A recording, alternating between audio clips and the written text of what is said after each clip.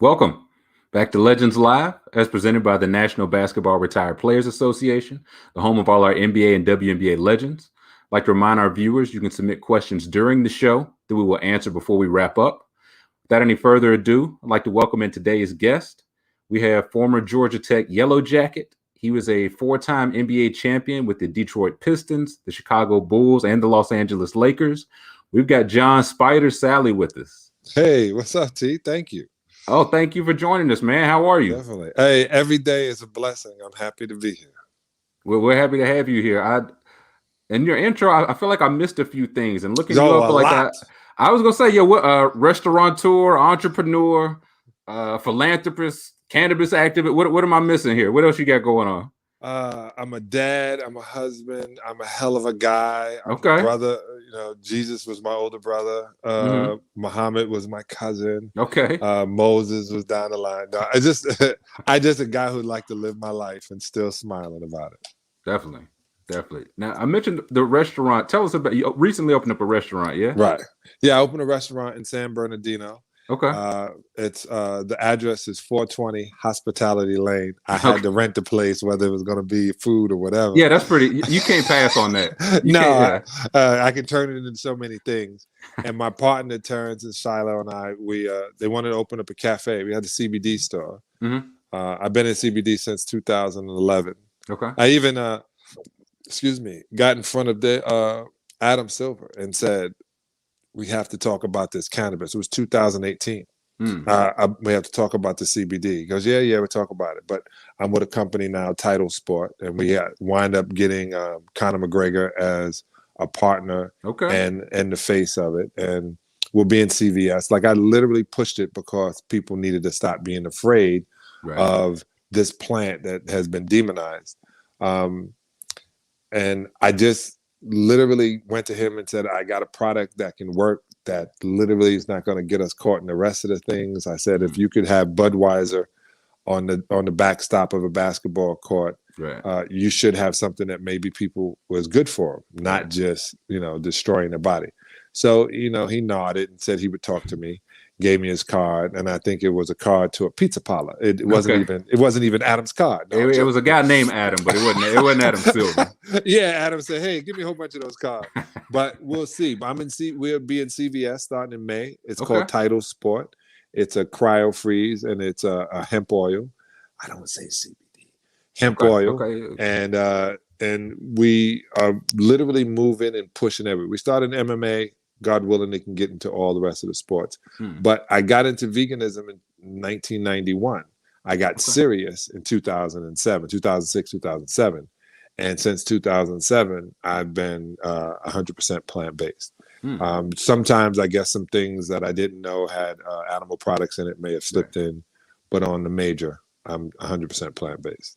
So you were, I guess, vegan like during your playing days? How did you, like, pre-vegan, post-vegan, how do you feel like that affected your body and your play? I feel I won 4 championships, and 3 of them since I became vegan. See, this is 2 of them since I became vegan. This is the funniest thing. A lot of people think when you become plant-based that you become sleepy and you become weak. No, you're really weak when you eat animals. When you eat animals, your body has to shut down to process it. And everybody who's ever gone plant-based, of course you're going to have tired times because your body is now detoxing, trying to get rid of all that serious, harmful intestinal toxins that you have. But I go back to Carmelo. Carmelo had his best 2 weeks in the NBA, period. He was killing people. And no pun intended. And then he was like, man, then I got tired. I had to get back. No, he was literally got all the energy when your body doesn't have to process flesh. Right. So I always tell people the baddest dudes on the earth are our black ops that go in and our special units. Most of them are raw foodists. Really? Yeah. And then you go into MMA, a lot of those guys are raw foodists. If you want to be great as an athlete, you shouldn't put meat in your body. It's 100%. And I don't feel bad for people. Like, I don't feel bad that I was taught the wrong way. But when I was at Georgia Tech, you mentioned it. For pregame, I had a steak and string beans. Right. And then you want me to play at my highest level when my body is trying to digest this steak. Right. And I was trying to, now that I'm older, I tell these guys that, the least amount you should eat. MJ would teach you. They would go eat at 4:30, he and Scotty. Mm. The game was at 7:30.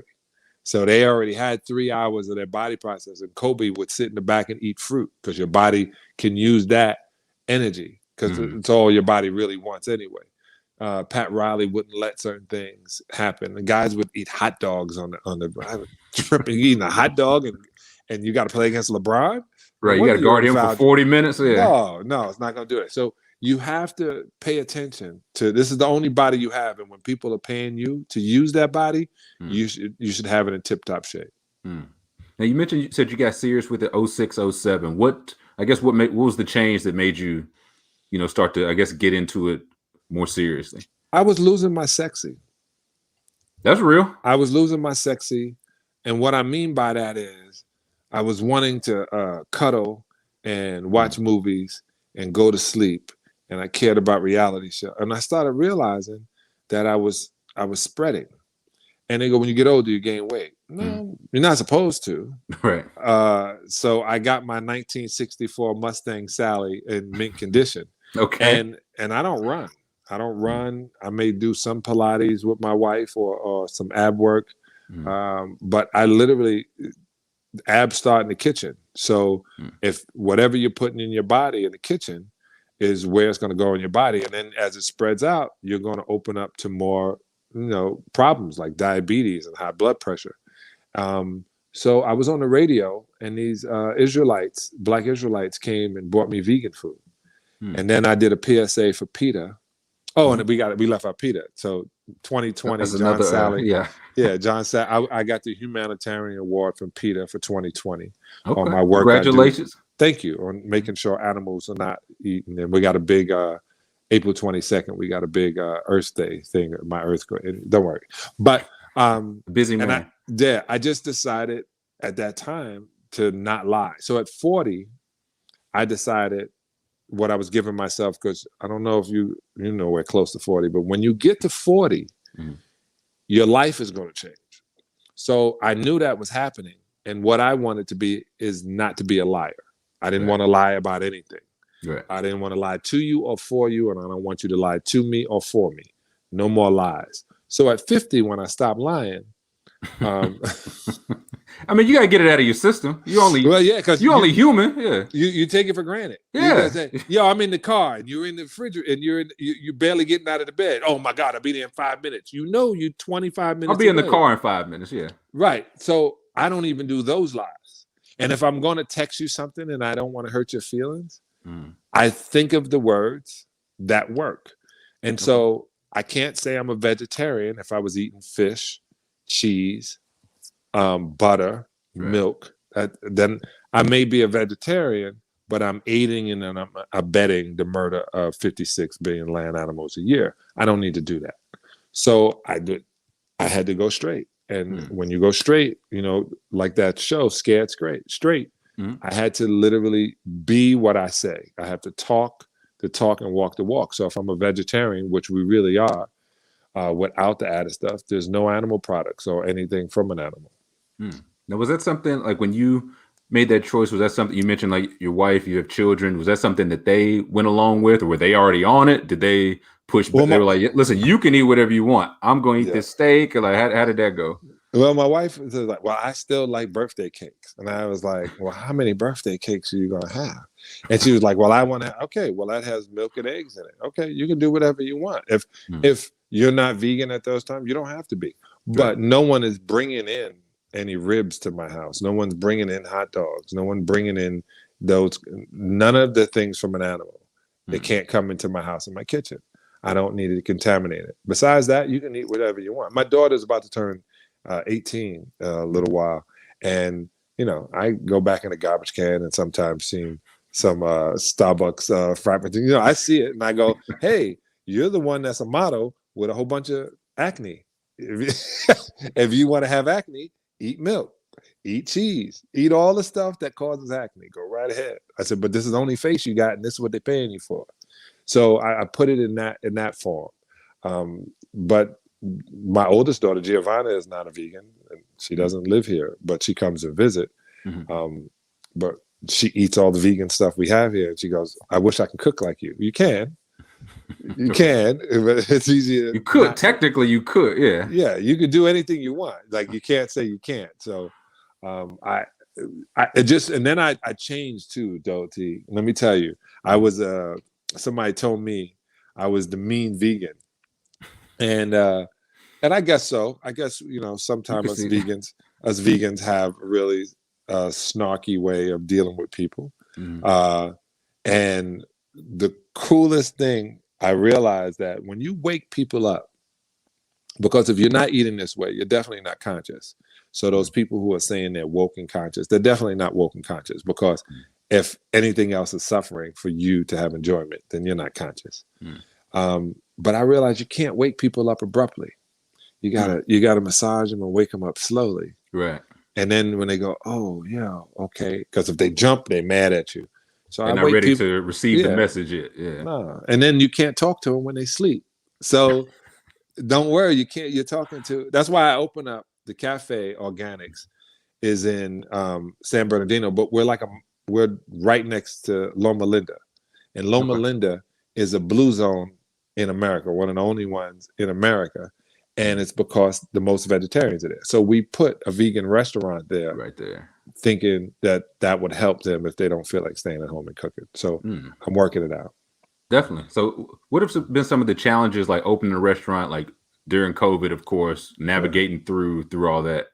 I opened June 26th. My mother's birthday was June 25th, and she had passed like 6 months earlier. So we opened in the middle of the pandemic, and the lines were around the corner because people weren't realizing we were locked down, and then life, the whole way of life had changed. So anything that was new, people were flocking to. Yeah, they were going to it. So we were big, and now we got new items starting on the menu tomorrow. We're moving it. It's definitely a push. Like, I even got Isaiah Thomas to try veganism for a while. Okay. Dow Walker, who is now the coach at Clark University down in Atlanta, to try it for a while. A lot of guys call me up and they want to try it. Robert Ory got remarried. He went vegan for 5 months, got his body back, and then he went back to eating poorly. But it's definitely something that you have to take. We've been taken for granted for so long.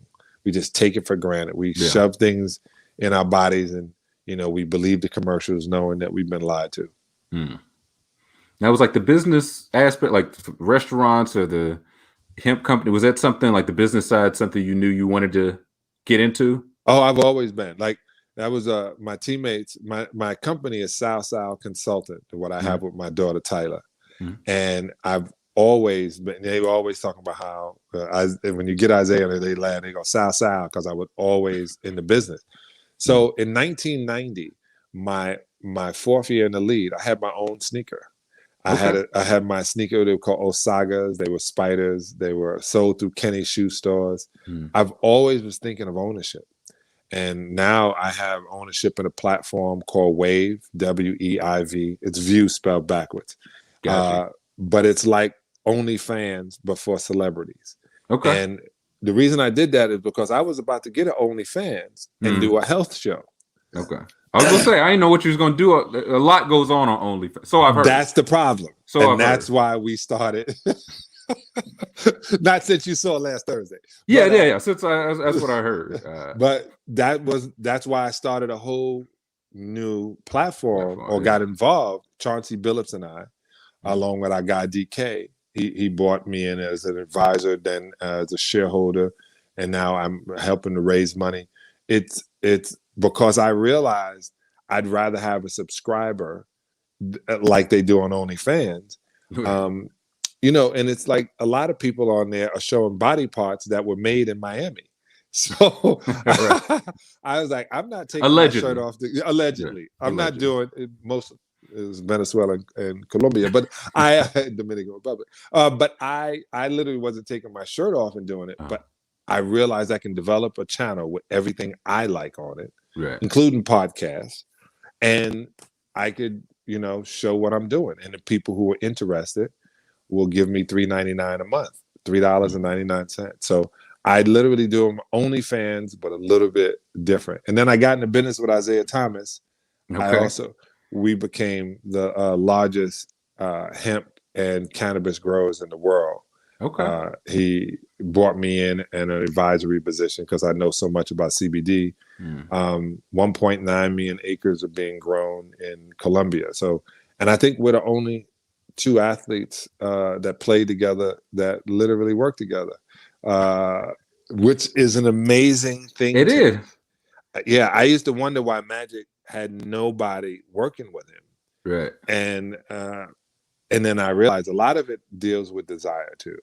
Like you have to desire this business like you did basketball. Right.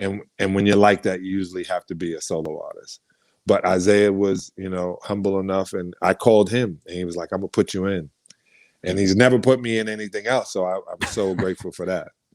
Did you see that side of Zeke, like in the plant? Like, was he kind of business focused too? Because I know he's got like the Sherlin champagne going. Yep. He's got the hemp going. So was that like, did y'all have conversations then, or? Yeah, One World Farmer. I would see things and watch Isaiah move. He was doing a couple of things with Mr. D, Mr. Davidson, God rest his soul, our owner. But I tell you, Joe Dumas. So Joe would tell me going in, after we won the championship, he was like, all right, Sal, this is what I need you to do. You can do whatever you want, 8 o'clock in that gym. We had this gym not too far from his house. And man, I'd be out to 6 o'clock. And me and my look at my brother Michael, and I'd be like, well, you got the stuff in the back? He goes, yeah. And then we would drive all the way to the gym and sleep in the car till Joe knocked on the window. Time to get up, yeah. Time to get up on 2 hours of sleep. But Joe, we would work out for like 3 hours. And then Joe would shower, put on a suit, and go to his office and go to work. Right. And I didn't know what do you mean go to work? And he was building his business life while in the summertime while he was playing. When he had time to, everything came after the game. Everything came after his practice, after his conditioning, after his keeping his body. Then he can spend 5 hours hearing what's going to happen down the line. And I tell guys now, like, if you're going to go to college, the only thing you should major in is finance. You should athletes should major in nothing but finance. Period. You major in finance, and if you're right now, don't turn on ESPN when you first get up in the morning. Turn on CNBC. Turn on MSNBC. When you buy the newspaper, when we get on the private jets and they used to have papers there and everybody rushed to get the sports section, I would grab the purple side of USA Today and grab the entertainment section. And then I would have the green section, which was the money section. I would go through because I knew I wanted to be an entertainer. And then I would go through the money thing, trying to learn what I wasn't taught in college, in high school, by my mama, by my brother, nobody. So I had to learn on the go. Is that something you tried to, teach your children? I believe you said you got two daughters? Four daughters. Four, excuse me. Yeah. So is that something that you've tried to instill in them, you and your wife? No, not my wife. My wife was big into go to college to get a degree, ask for a job. And I said, you want me to pay $300,000 plus for my daughter to go ask somebody for a job? Right. It didn't make any sense. Yeah. So my daughter was the first year, my daughter Tyler, my oldest daughter didn't go to college, Giovanna. She went straight into the workforce. And then Tyler did 1 year. And then I said, we got to spend another $275 on this school. Why don't we take this $275 and invest it into what you're passionate about? And I said, what are you passionate about? She goes, I don't know. I said, and if you don't know, you're not supposed to know. And if you're going to college because it's the thing to do and it's a rite of passage, I don't think I should pay for that. She decided she didn't want to throw hook shots. She's 6'2". You don't want to throw hook shots. Wasn't her game. Yeah, you got game. She didn't want to do that. So she agreed, and we invested into Deuces 22, which is her brand. She's the CEO. And last year, she was 2019. She was in the top 50 women in cannabis. Okay. And we're shooting her show right now. Tomorrow, we're shooting Lake Elsinore, and she's literally doing a show that destigmatizes cannabis. She's showing you people who are in the business what it takes to get to it, what it does. She's literally, and I said, well, the pioneers get the arrows. She didn't care. She wants people to know that this plant is amazing. Yeah. And I just make sure the cameras run. I guess I taught her enough there. My other daughters decided they were like, figure out a business for me. And and I will figure out something that they will have some passion about and put people around them that matter and people around them that know what they're doing, like Oprah. People that are smarter than us, but we know what our passion is. Definitely.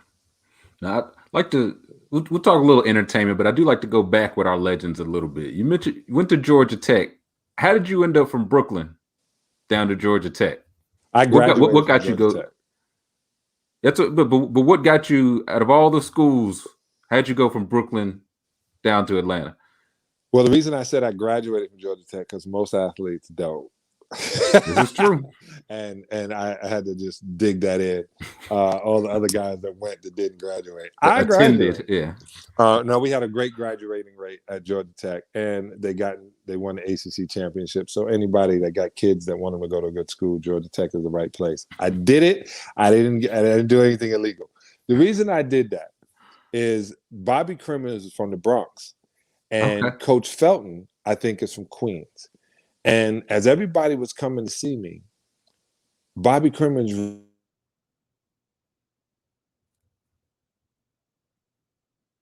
I can see you. Hello? There we go. Yeah. Hello? Yeah, can you hear me? Can you see me? Okay. Yeah. Bobby Crimmins wrote me a handwritten letter. And his cursive was terrible. And his grammar was even worse. So I knew it came from him. Okay.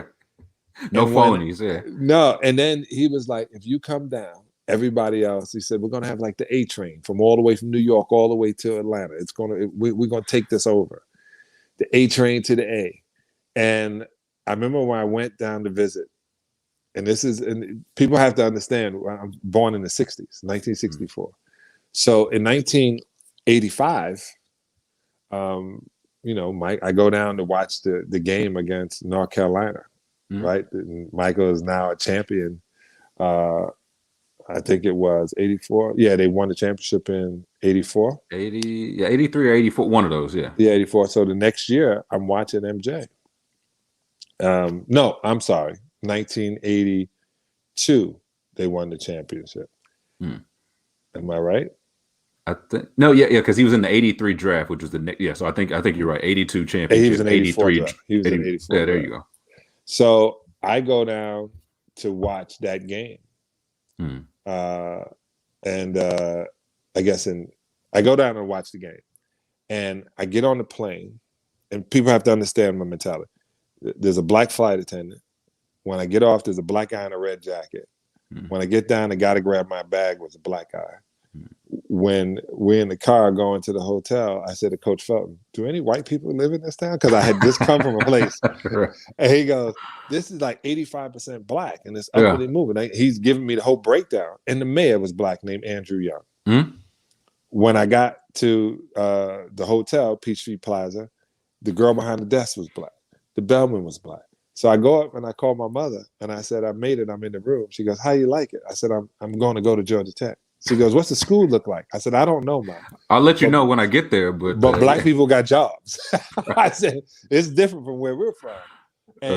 And when I went, they took me to a physics class. I think it was.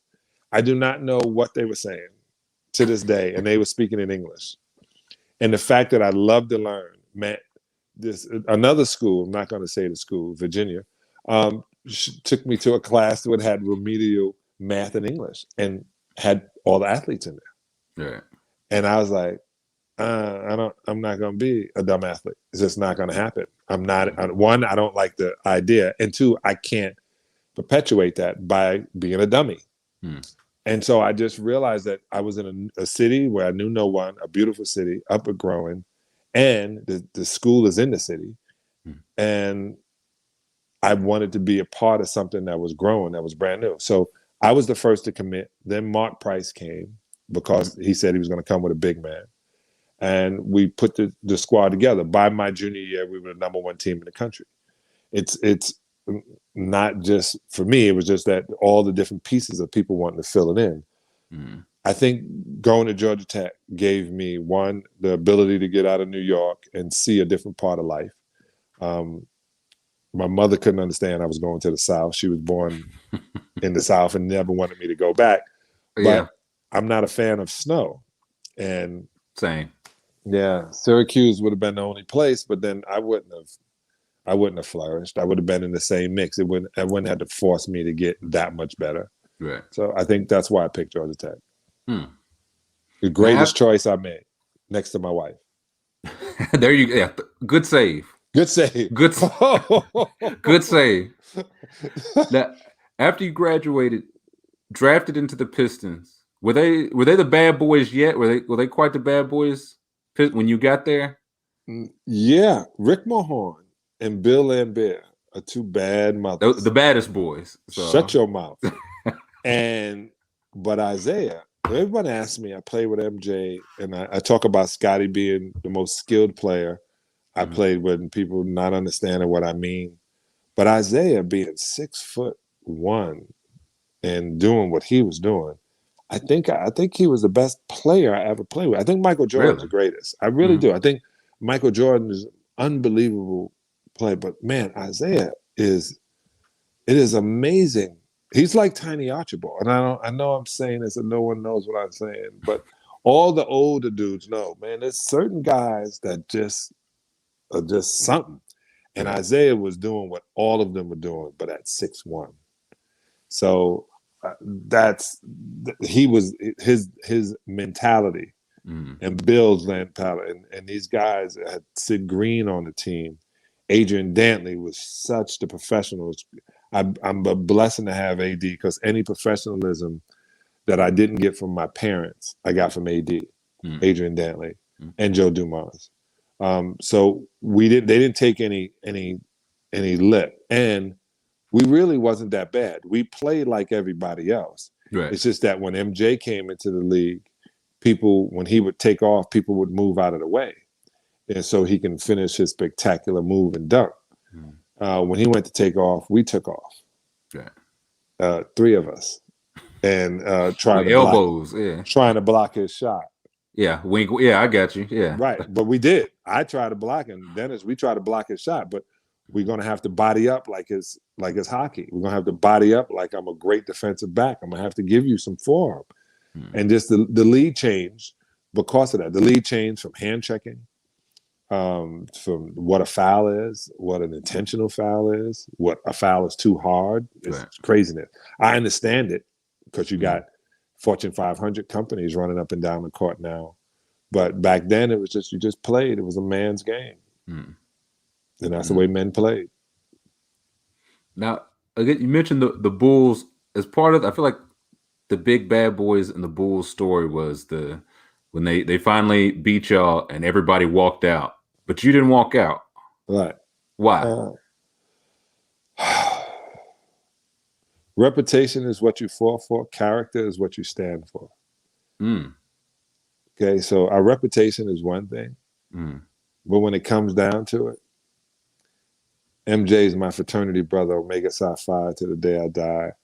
Scotty and at that time Horace were friends of mine. We would trade in tickets when we played.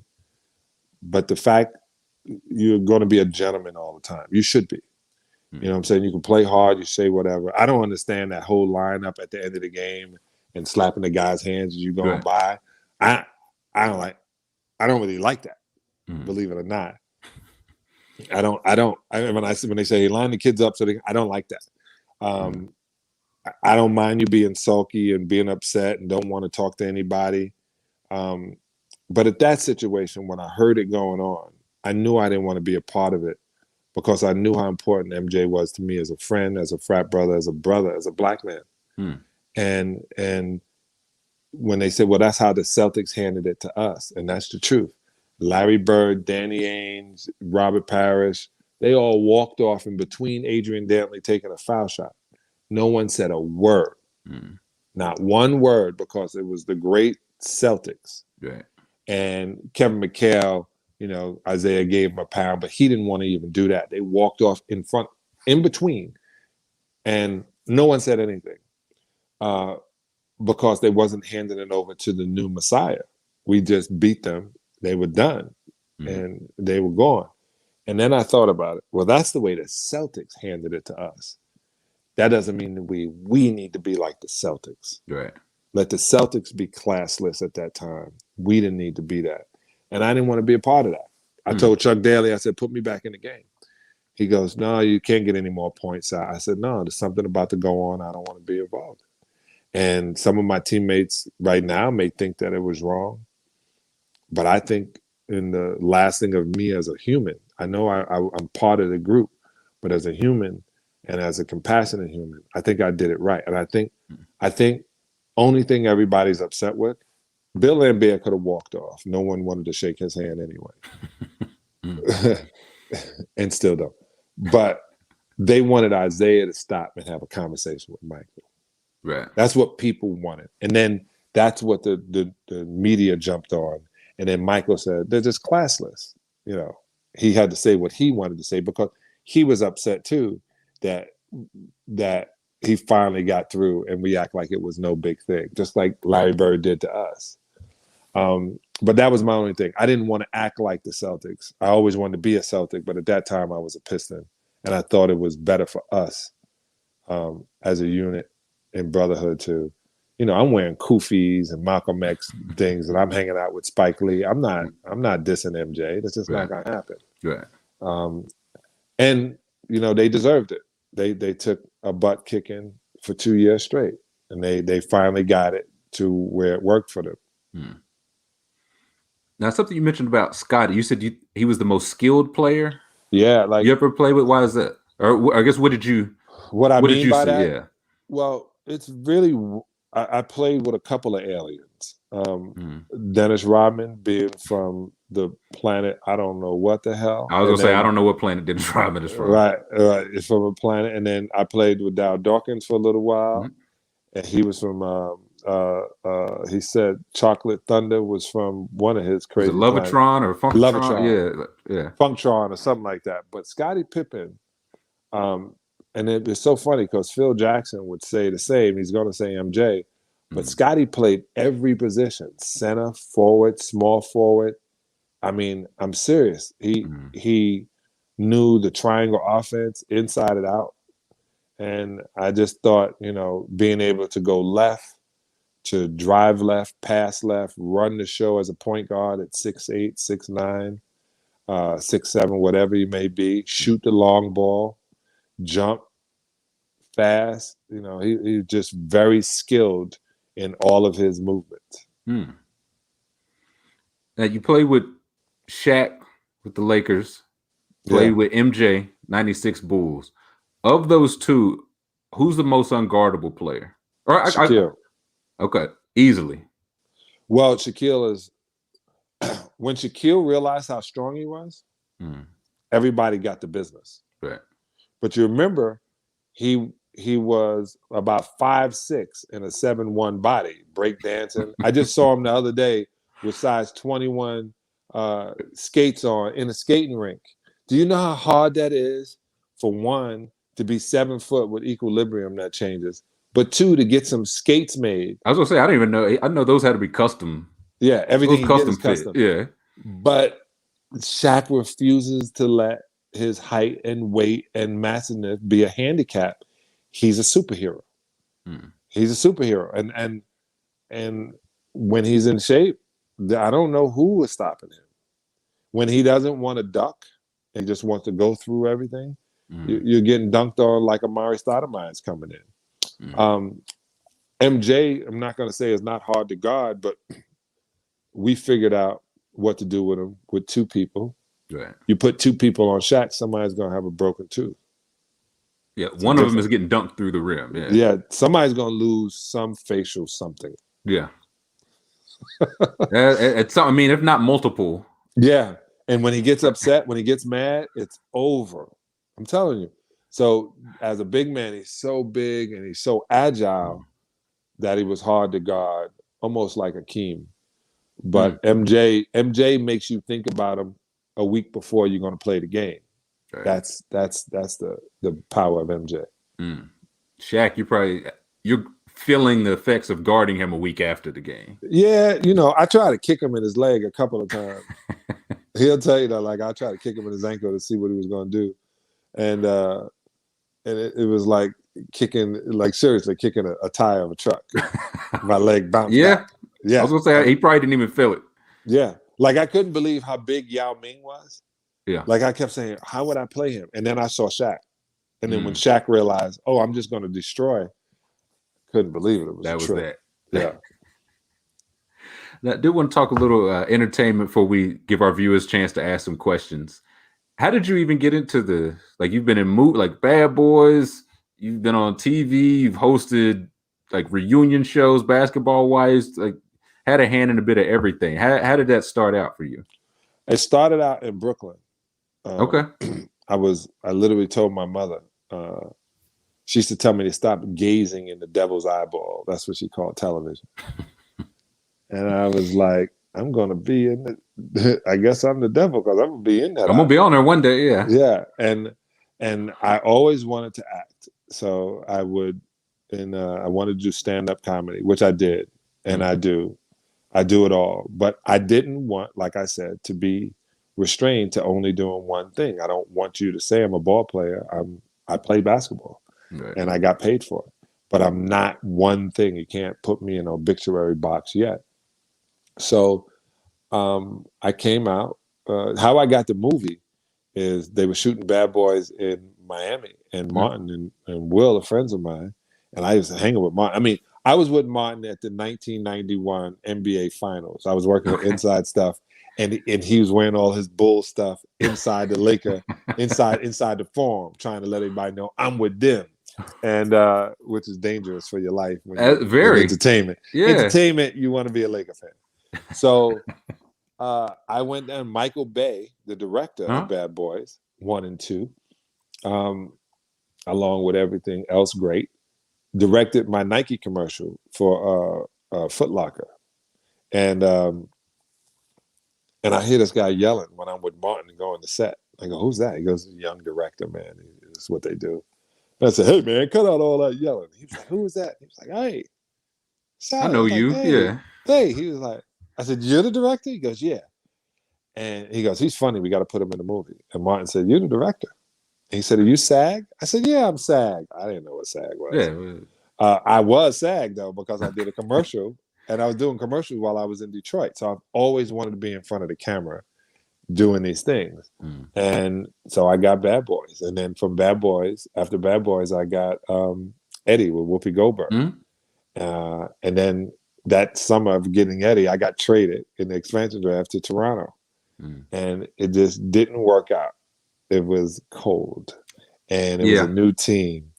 And Isaiah and I weren't seeing eye to eye.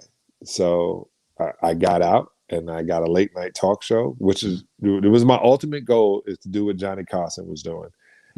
For young people out there, for what Jimmy Kimmel was doing. I was just like Jimmy Kimmel. I can do everything else, but this is what I want to do. Right. And so I had that shot. I wound up having a late night talk show with Disney, Buena Vista, and then they decided to go with Magic Johnson. And then they decided not to, and I waited. Then I became the host of BET in 2000 after doing more movies, after winning the championship. But I wanted to be in front of the camera. Now I'm producing my daughter's shows and health shows, and I got my own platform. And I'm on Vlad. I just did a Vlad yesterday. I have a series on Vlad TV. I wanted to be in entertainment. I picked my place. I've been here for 25 years now. And I finally figured something out. I'd say with all you got going on, I'd say you figured something out. Yeah, but you can't teach people this. Don't just be busy to be busy. Right. Be busy for the outcome. And I bust my butt now. I promote my lifestyle. I live my lifestyle. So I make money in the promotion and the living of my lifestyle. Me living my lifestyle, showing everybody else how I do it, and them enjoying the food that we put forth and the television shows we put out. I'm being paid just like playing basketball. I used to get paid for doing what I enjoy.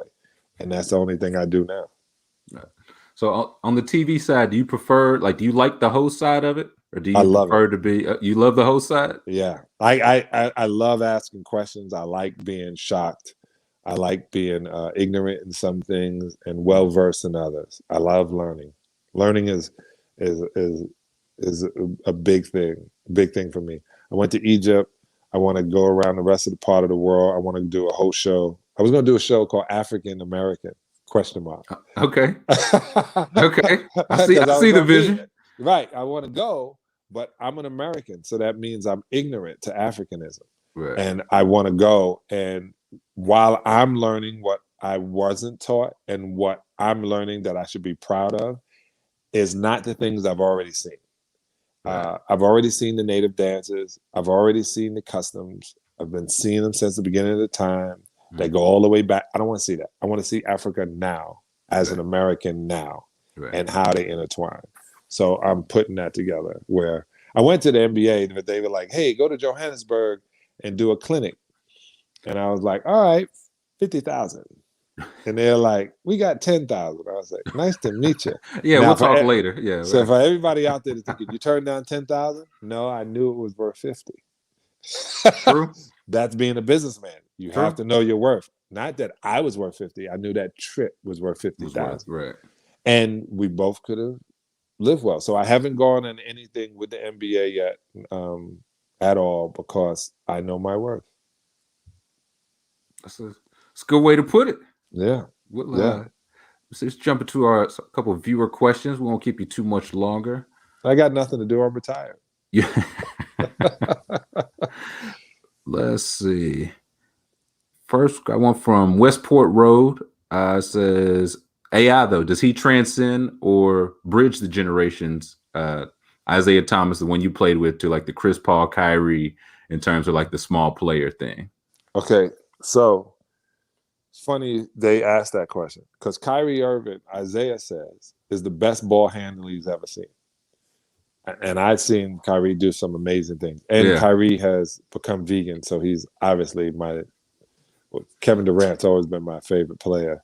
I love LeBron, and I had to apologize to LeBron. I was like, "You were way better than I ever thought you were going to be." But Kevin Durant is one of my favorite players, because we built alike, and he's doing exactly what I wanted to do. Just didn't have what he had. Scoring 30 and hitting the long threes. Mean. Yeah. I was never mean to the media, though. I like being mean on court. I don't like being mean to other people. But and he was definitely in his right against Michael Rappaport. Yeah. I just thought I said Michael Rappaport and I've been together for a long time. He's just wrong in this situation, and he's admitted that.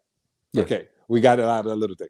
But Allen Iverson is by far one of the dopest players ever, and he expounded on Isaiah's way. He connected hip hop and the new black culture into the NBA. Mm-hmm. If you remember, he had his hair in braids. Yep. Which even some black people didn't understand was a wonderful thing. Mm-hmm. He had tattoos. They didn't understand that those tattoos, now that Allen Iverson was the one with it. Right. I tell now everybody's got, yeah. Right. Dennis Rodman and I got our tattoos after we saw Adrian Dantley get it in hidden places.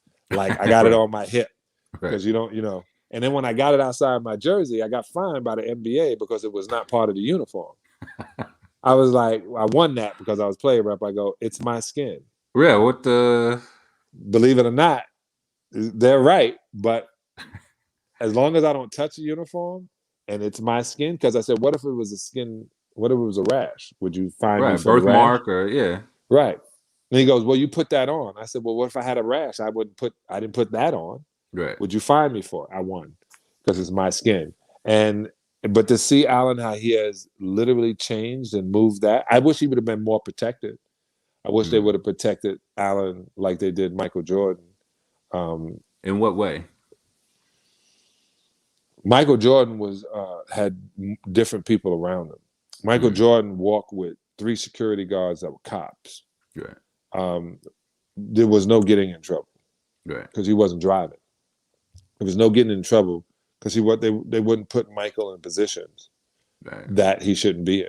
There was no And wrong place, wrong time. No, and Yeah. when you're still, you know, I tell a lot of cats this, and I love my neighborhood, and I love our culture. But if you go around people who are jealous of you, bad things can happen. Mm. Or if you're around them too long, if you Yeah. pick your time, it's cool. But like in my neighborhood, I don't really go there after 5 o'clock Right. p.m. Right. And whether they like it or not, I just know some people, don't like that what we call success. So he didn't have, I didn't think, the right folks around him and the right things pulling at what it was. I think, and Alan tell you, I was a huge Alan fan. I like everything about him, but I just think it would have been different if he had a different surrounding Right. while he was in his prime. Let's see. Got another question here. Got one from the Legends Lounge checking in. It says, what was the most electric moment hosting the Basketball Wives reunions? Well, I smoke a lot of cannabis, so I've forgotten a lot of that. Sure. No, I'm joking. I would say one of the craziest things that happened is when Evelyn had said to Tammy that she was a non-factor. Yeah, that's tough. And it was tough on the show, but it was even tougher when we got back because at the reunions, the girls are dressed to the nines. Yeah. And once they sit them in the seats, they can't move. They gotta sit. They gotta sit like this. They ain't violent for hours. Yeah, they ain't violent, man. Tyler, they are sitting there at night, and I think that was an electric moment. I think they felt that I was disingenuous with some of what I wasn't. I would ask the questions as a fan, and I don't think they were ready for that. I would watch, and as a fan, ask a question. Right. So I would say just that one time, I loved it all. I think Drea is unbelievable. Like, I knew she was pretty. You look at it, you see she's pretty. But man, when you get close to her, it's like, whoa, this is a stallion for real. Her name is not Megan. She's different. Yeah. Yeah, she's different. And I really, they were like, why don't your wife get on the show? I was like, because she wants to stay married to me. I mean, that's a good enough reason. Yeah, like everybody else was divorced if you get on that show. I was like, you get on that show, obviously there's a divorce coming. I was like, look at the record. Right. It speaks for itself, yeah. Yeah, don't do it. Don't do it. Let's see. We got one from Brandon here. Brandon says, if you were still in the NBA, what teams and players would John most want to play with? Draymond Green. Really? I love Draymond Green. I would help him in the delivery of what he says, because he has some relevance. He has a lot of relevance. I would love playing for Steve Kerr because he knows I understand the triangle offense. Just to tell you a true story, when I finished with the Lakers, and this was a trip because you get 15 minutes with Phil. I'm working out. I'm thinking, okay, we won a championship. I'm 5 doors from Shaq. I'm great with Kobe. And I go in to meet Phil. Phil goes, hey, I don't have any more room on the roster for you.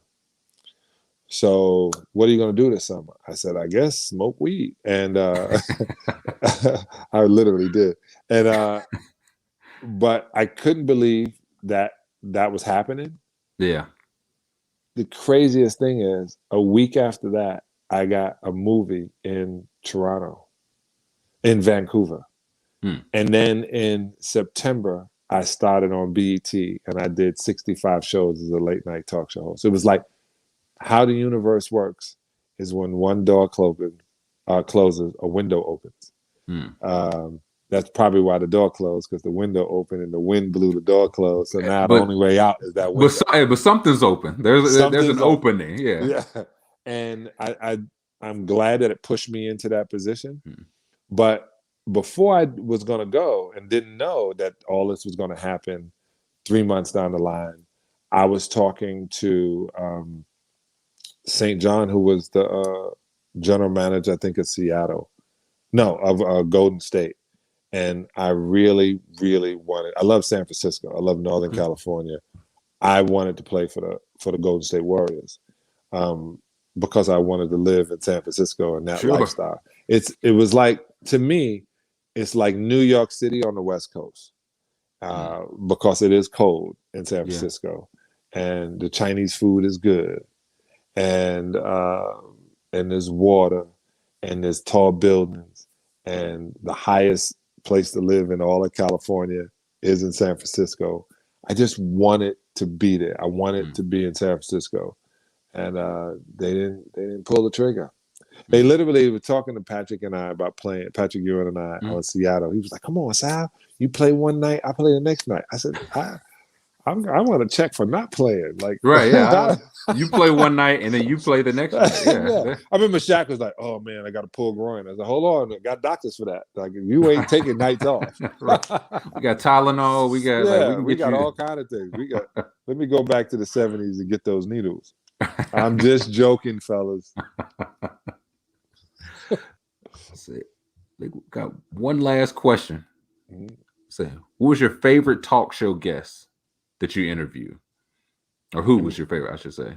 Who was your favorite talk show guest that you interviewed? Denzel Washington. Denzel came on my you mean on my, it depends on what show. Snoop, I mean, in general. Snoop probably. It'd be Snoop, between Snoop and Denzel. Okay. But and there were some females I love to interview. I love interviewing for my pilot. I interviewed Vanessa Williams. She was so dope. Then she married my teammate, and I wasn't even jealous. I was just happy for him. Yeah. But I would say Denzel, because Denzel came on and he was so personable, and I know he doesn't do interviews. Like, he pays his publicist not to be in the paper. Yeah. And he came on, and he said, I said, man, at that time he hadn't gotten an Oscar. He said, man, I don't want no Oscar. He said, we need our own award. Let's get one called Darn. I want a Darnell and have it lean to the side. It was hilarious. And then but Snoop, man, I was with Snoop right after he was No Limit. He was out of Death Row. He performed on stage. This is 21 years ago. But that was probably one of my favorite things. Jessica Alba, we had her on the Best Damn Sports Show, period. And she was very, very entertaining and great. Serena Williams literally sat in and did a whole show. She sat in for me and did a whole show. I don't know, man. It's so many people, but those two are the ones who stick out the most. Got you. So what's before we let you go, what's next for John Salley? Got your hand in a lot of things. So what's next?